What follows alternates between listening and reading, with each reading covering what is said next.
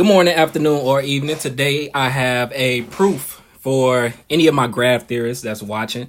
So the proof today, what I want to prove to you is, well, first the question is, when are graphs Eulerian? When are graphs Eulerian? All right. And I'm going to tell you when they're Eulerian, and then I'm going to prove to you why that is the case.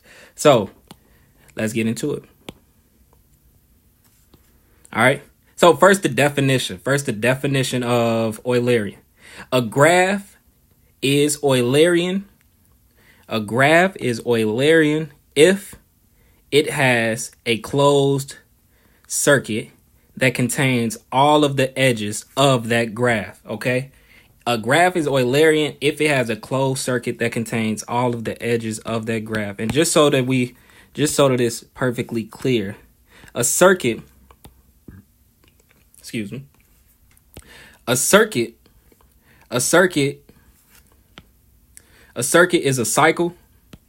It's a cycle where the cycle ends where it began, okay? So if I begin here, if I have I didn't finish drawing the graph first. Let me finish drawing the graph.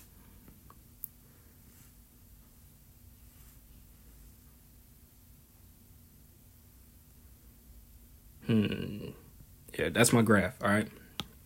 That's my graph.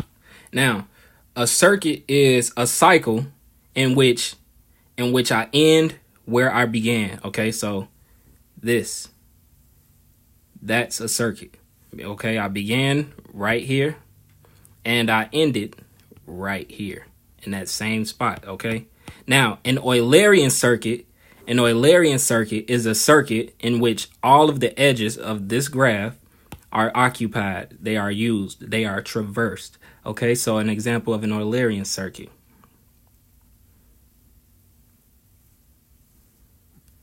Boom, that's an Eulerian circuit.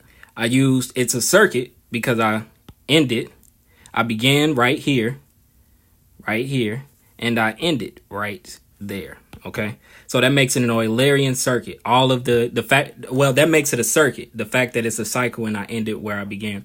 But an Eulerian circuit, it makes it an Eulerian circuit because I occupied all of the vertices. The edges of this graph. Okay, and so that's the definition of an Eulerian graph. Now, next, what's next? What do I have next? What did I prepare next? An example of an Eulerian graph. Boom, there we go. That's an example of an Eulerian graph. And why is it an Eulerian graph? Because here I can find an Eulerian circuit. I'm starting here and I go here. Whoops, that's not true. All right, I'm starting here. If I go here and then here and then here and then here and then there, I just made an Eulerian circuit on this graph. Therefore, it is an Eulerian graph. The fact that this graph contains an Eulerian circuit makes it an Eulerian graph. Another word, you might hear people say Eulerian cycle. That's also correct as well. An Eulerian cycle or Eulerian circuit. Same thing. So moving forward. Now, here's the theorem. Wait, before I reveal the theorem to you, the purpose of this video is for me to tell you when is a graph Eulerian. When is a graph Eulerian? And I'm about to do that now. This theorem does that. So a graph G, that's the name of the graph. A graph G is Eulerian if and only if it is connected. If and only if it is connected and all of its vertices have even degree. Okay. If and only if it is connected and all of its vertices have even degree. All right. Connected. All right. I want you to keep this word connected in mind. Don't forget that this graph is connected. Now, notice that this is an if and only if statement. An if and only if statement. That means the proof is going to be a two-parter. I'm going to have to prove in one direction, and then I'm going to have to prove in the other direction. So by direction, I mean, first I'm going to have to prove that if connected and even, then Eulerian, and then I'm going to have to go back and prove if Eulerian, then connected and even. All right. So let's keep moving forward. Let's keep moving forward. Let's see what I have prepared first. Proof. Part 1. If a graph is Eulerian, then all of the vertices are even. Okay. All right. So this is part 1. If a graph that's the first part that I'm proving. If a graph is Eulerian, then all of the vertices are even. So that's one direction. All right. And let's get into the proof of this statement. All right. So this is going to be a proof by contradiction. Now, if you are not familiar with how to prove things by contradiction, you can go look at another video that I posted. I think I posted it yesterday. All right, it's up on YouTube. It's the title of the video is Logic Proof by Contradiction. Logic : Proof by Contradiction. All right, so moving forward. All right, this is a proof by contradiction. So what I'm going to do is suppose the contrary. I'm going to suppose G is Eulerian and not. I'm going to suppose that G is Eulerian, but not all of the vertices of G have even degree, i.e., one or more of the vertices have odd degree. Okay. All right. So next slide. Notice that in the example that I showed you earlier, all right, I want you to notice something. I want you to notice that in this example, I want you to notice that each vertex, so this one, and this one, each vertex, even degree, each vertex, it has an n degree. If I were to make this a directed graph, right? If I were to make this a directed graph, each vertex would have an n degree, meaning one edge going into the vertex and one edge coming out of the vertex. Okay. Each graph has like an entry and an exit. Each graph has an entry and an exit. All right. So I wanted you to notice that. Now, every vertex has number of n degree equal to the number of out degree. Okay. So in this case, the number of n degree for each vertex is 1. And the number of out degree for each vertex is also 1. Or in edge and out edge. So moving forward. Let's see why that's important. Now I'm doing a proof by contradiction, and I'm supposing that, okay, suppose let's suppose one of the vertices has odd degree. Let's suppose one of them has odd degree. And I'm going to show you why that can't be the case, why we lead to a contradiction. Okay. So if there exists this backwards capital E, that stands for there exists. If there exists a vertex with odd degree, then either one of these is the case. One of these is the case. One of these will be the case. All right. Either we have this be the case. The case that we have more going in. We have more in edges than we have out edges, or this is the case in which we have more out edges than we have in edges. Okay. Either one of these is the case. One of these is the case. Now, remember, with an Eulerian circuit, with an Eulerian graph, you have to end wherever you started at. You have to end wherever you started at in order for it to be considered Eulerian. All right. Now, the presence of either of these scenarios makes it impossible to have an Eulerian circuit. Now, let's think about why. Well, let's focus your attention over here, right? Focus there. Let's say this one is the case. All right. Let's say that one is the case. Well, at this vertex, all right, I travel around the graph. I'm traversing edges, and then I come to this one, and then I come to this vertex, and I go in. I enter. Okay, and then I exit. Okay, and then I travel around the graph. I'm traversing the graph some more. And then I enter this one again. Well, I don't have anywhere to exit.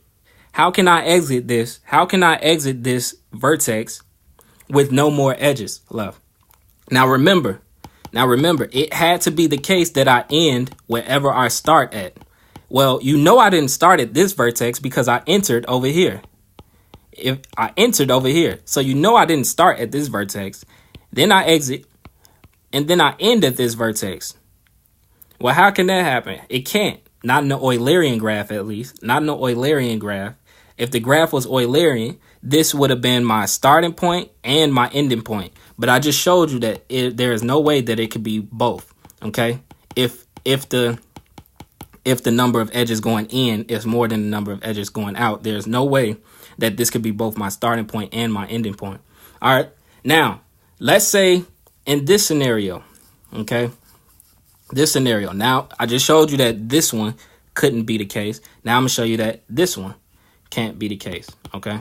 All right. So I'm traveling. I'm traveling around the graph. And then I enter right here. I enter here and then I exit here. Okay. Well, how now? And then I travel around the graph. I'm traversing edges of the graph, just filling in the Eulerian cycle. How could I ever enter this?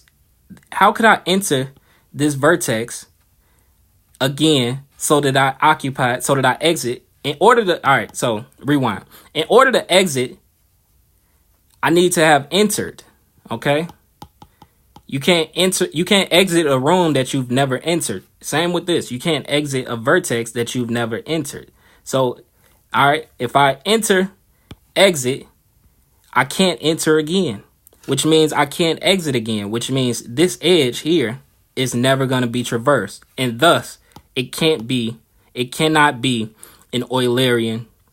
This cannot be an Eulerian. This edge would never be occupied. And if not all the edges of the graph are occupied, then the graph is not Eulerian. Okay. So that's if I didn't start at this vertex. If I didn't start at this vertex, then that explanation holds, the one I just gave. Now, let's suppose I did start at this vertex. I start here. This is my first vertex. I exit, and then I travel around the graph. Traversing the edges of the graph. And then I enter again. And then I exit. Well, it's a circuit. It's a circuit, which means that I need to end where I started. If I enter here and then exit here, how can I get back to this vertex? I can't. So if either of these are the case, if this is the case where the number of in vertices is more than the number of out vertices, I can't have an Eulerian graph. And if this is the case where the number of out vertices is greater than the number of in vertices, I can't have an Eulerian graph. And so that is why the presence of this or this, the presence of this, a vertex with more in vertices than out vertices, or this, a vertex with more out vertices than in vertices. The presence of either one of these makes it impossible to have an Eulerian graph. So I've just proven one direction of this proof. I've just proven that if a graph is Eulerian, I've just proven this statement right here. If a graph is Eulerian, then all of the vertices must be even. All right. All of the vertices must be even. All right. Now, I am going to prove the other direction. All right. So part 2 of the proof. Part 2. If all of the vertices have even degree, then G is even. Now, why is that true? Why must that be true? All right, that's the part of it. This is what I'm proving. And I'm about to explain to you why that must be true. Now, suppose here, let me finish letting everything be written out first. I forgot exactly what it was that I wrote. Okay. So all of the vertices are even, which means every vertex is similar to this. Every vertex is similar to this vertex in that for every n degree, for every interest, there is an exit. And then for every interest, there is an exit. For every interest, there is an exit. For every interest, there is an exit. Okay? So if for every entrance there is an exit, you'll never get stuck at a vertex. Okay? You'll never get stuck at a vertex. You'll never get stuck at a vertex. You'll never be trapped at a vertex that is not the very first vertex that you started at. Okay? All right, so think about it. If you ever got stuck at a vertex, and this is the case, all right, if you ever got stuck at a vertex and this was the case, it is possible that you can get stuck at a vertex even though every vertex is even. Even though every vertex for every n degree, there's an out degree. And I'm going to show you when that happens, and then I'm going to show you why that contradicts our hypothesis. Our hypothesis is that the graph G is connected and even. Okay? So, moving forward.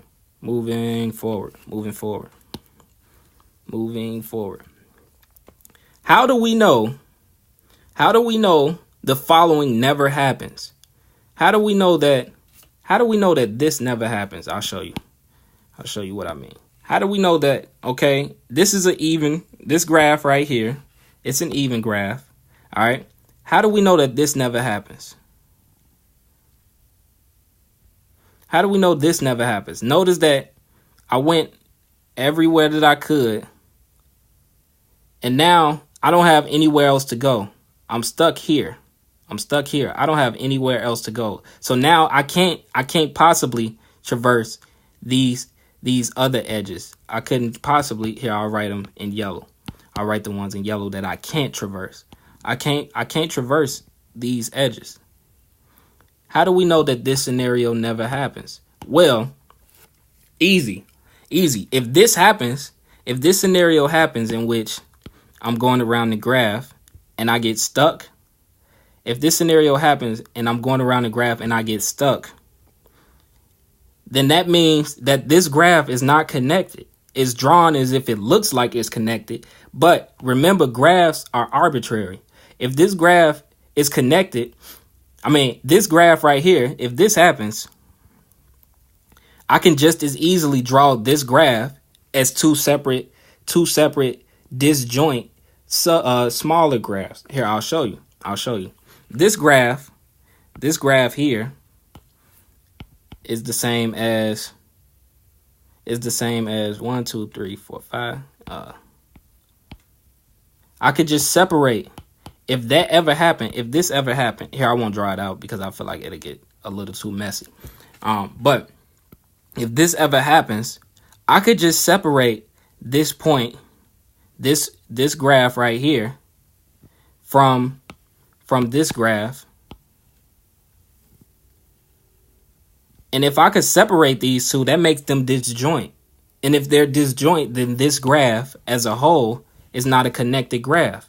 But in our hypothesis, we said that the graph G is connected.